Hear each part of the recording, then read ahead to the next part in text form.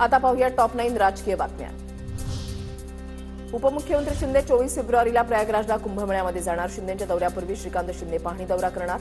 कुंभमेळ्यात शिंदे साधू महंतांची भेट घेणार, सूत्रांची माहिती। कमाल खानच्या वक्तव्याप्रकरणी मुख्यमंत्री कारवाई करणार। महाराजांबद्दल कोणीही असं लिखाण केलं असेल तर सामान्य माणूस सहन करणार नाही, भुजबळांची प्रतिक्रिया। राहुल सोलापूरकरला पोलीस आयुक्तांकडून क्लीन चिट देणाऱ्याचं डोकं तपासलं पाहिजे। पुणे पोलीस आयुक्त अमितेश कुमारांवर उदयनराजे संतापले। सरकारच्या आशीर्वादामुळे राहुल सोलापूरकरवर कारवाई नाही, सोलापूरकरला सरकार पाठीशी घालत आहे, मनोज जरांगेंचा आरोप।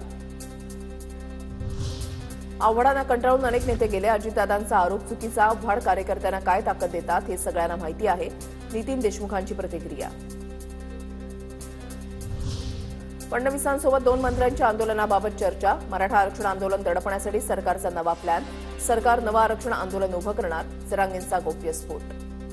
आणि ते 2 मंत्री त्यातल्या एका मंत्र्यांनी सांगितलं मला, मग काचकून नाव सांगत असतो ते जर बदलला तर मग फडणवीस साहेब काय करतात काय नाही माझ्या विरोधात, मराठ्याच्या विरोधात ते बिचारे सांगत आहेत मला, तो सगळा पचकाच पांगण मा त्यांनी सांगितलं मला। आणि 14 दिवस झाले की आम्हीच बैठक लावणार आहे म्हणे, तसं ठरलंय बसायच्या आधी मुख्यमंत्र्यांसंग।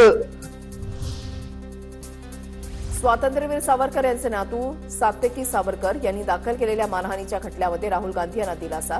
खटल्याच्या सुनावणीला उपस्थित राहण्याबाबत कायमस्वरूपी सूट मिळावी यासाठीची राहुल गांधींची विशेष अर्ज मंजूर।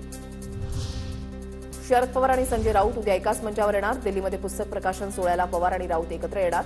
पवारांवरील टीकेनंतर राऊत पवारांसोबत पहिल्यांदाच एका मंचावर।